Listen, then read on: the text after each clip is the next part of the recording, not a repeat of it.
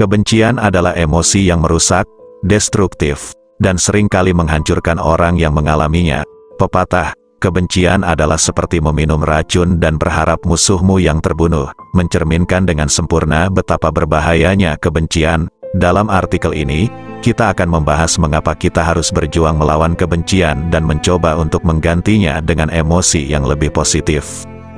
1. Kebencian merusak kesehatan mental. Kebencian tidak hanya merusak hubungan sosial, tetapi juga merusak kesehatan mental individu yang merasakannya. Perasaan marah, dendam, dan benci dapat menyebabkan stres, depresi, dan kecemasan. 2. Merusak hubungan sosial. Kebencian memisahkan orang dari yang lain. Ini merusak hubungan dengan teman, keluarga, dan rekan kerja. Kebencian juga dapat memicu konflik yang berkepanjangan. 3. Tidak memberikan solusi. Kebencian tidak menawarkan solusi yang baik untuk masalah atau konflik. Sebaliknya, itu hanya memperburuk situasi dengan menciptakan atmosfer yang toksik. 4. Merugikan kesehatan fisik. Beberapa penelitian telah menunjukkan bahwa perasaan negatif seperti kebencian dapat berdampak negatif pada kesehatan fisik, termasuk meningkatkan risiko penyakit jantung dan masalah kesehatan lainnya. 5. Tidak produktif. Kebencian tidak produktif dan membuang-buang energi yang bisa dialokasikan untuk hal-hal yang lebih bermanfaat dan positif. 6. Menciptakan lingkaran berkepanjangan. Kebencian seringkali menciptakan lingkaran berkepanjangan di mana perasaan negatif berlanjut, memicu tindakan balas, dan menciptakan lebih banyak konflik. 7. Alternatif yang lebih baik. Sebaliknya, emosi positif seperti cinta, perdamaian, dan toleransi adalah alternatif yang lebih baik untuk kebencian.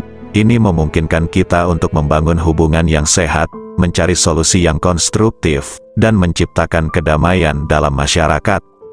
Dalam dunia yang penuh dengan konflik dan ketegangan, melawan kebencian adalah tugas yang mendesak. Pendidikan, pemahaman, dan kerjasama adalah kunci untuk menciptakan dunia yang lebih harmonis. Menggantikan kebencian dengan cinta dan toleransi adalah langkah pertama menuju perdamaian yang berkelanjutan. Sedangkan suka marah-marah tanpa sebab, waspada gangguan BPD. BPD Borderline Personality Disorder, gangguan kepribadian. Menurut psikologi, marah merupakan salah satu cara untuk meluapkan emosi negatif. Sebenarnya tidak ada yang salah dengan meluapkan emosi melalui kemarahan, selama dilakukan dalam batas yang wajar. Namun hati-hati jika hal ini terlalu sering dilakukan, apalagi tanpa alasan yang tidak jelas. Suka marah-marah tanpa alasan yang jelas bisa menjadi salah satu tanda gangguan BPD. Apa itu? Simak pembahasannya di bawah ini. Sering marah-marah bisa menjadi gejala gangguan BPD, Borderline Personality Disorder, atau gangguan kepribadian ambang. Kondisi ini merupakan gangguan mental yang ditandai dengan suasana hati serta citra diri yang sering berubah-ubah dan perilaku yang impulsif. Seseorang yang mengalami BPD memiliki cara pikir, cara pandang, serta perasaan yang berbeda dibanding orang lain pada umumnya. Mengenal BPD dan gejala lainnya, gangguan ini bisa menyebabkan pengidapnya mengalami penurunan kualitas hidup. Salah satunya dalam menjalin hubungan dalam keluarga, teman, dan lingkungan pekerjaan. Gangguan ini umumnya muncul pada periode menjelang usia dewasa, dengan penanganan berupa psikoterapi dan pemberian obat. Borderline Personality Disorder dapat diatasi seiring dengan bertambahnya usia. Gejala gangguan kepribadian ini biasanya muncul pada usia remaja menjelang dewasa dan dapat bertahan hingga usia dewasa. Gejala yang muncul dapat berupa gejala yang ringan hingga berat. Gejala tersebut dapat digolongkan menjadi 4 bagian, yaitu kondisi suasana hati yang tidak stabil. Kondisi ini biasanya bertahan selama beberapa jam, seperti merasa hampa atau kosong, serta kesulitan mengendalikan amarah. Gangguan pola pikir dan persepsi, seperti tiba-tiba memikirkan bahwa dirinya buruk dan merasa takut akan diabaikan, sehingga melakukan perbuatan yang ekstrim. Perilaku impulsif. Perilaku ini cenderung membahayakan dirinya sendiri atau melakukan tindakan ceroboh dan tidak bertanggung jawab. Contohnya, melukai diri sendiri, mencoba bunuh diri, melakukan hubungan intim tanpa pengaman, penyalahgunaan alkohol, atau makan berlebihan. Menjalin hubungan yang intens, tetapi tidak stabil.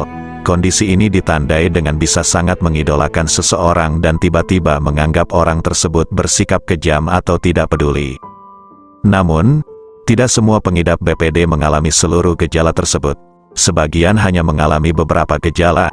Tingkat keparahan, frekuensi, serta durasi terjadinya gejala bisa berbeda-beda pada setiap pengidap yang tergantung pada kondisi gangguan yang dialami. Sementara itu, penyebab pasti borderline personality disorder belum dapat diketahui dengan jelas. Beberapa faktor yang diduga dapat memicu terjadinya kondisi ini adalah lingkungan. Sejumlah faktor lingkungan yang negatif diduga dapat menimbulkan gangguan kepribadian ini.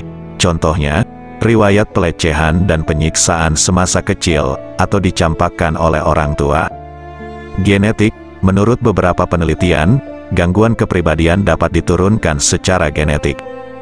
Kelainan pada otak, menurut penelitian, pengidap BPD memiliki perubahan struktur dan fungsi pada otak, terutama pada area yang mengatur impuls dan emosi. Pada pengidap BPD juga diduga terdapat kelainan fungsi dari zat kimia otak atau neurotransmitter yang berperan dalam pengaturan emosi.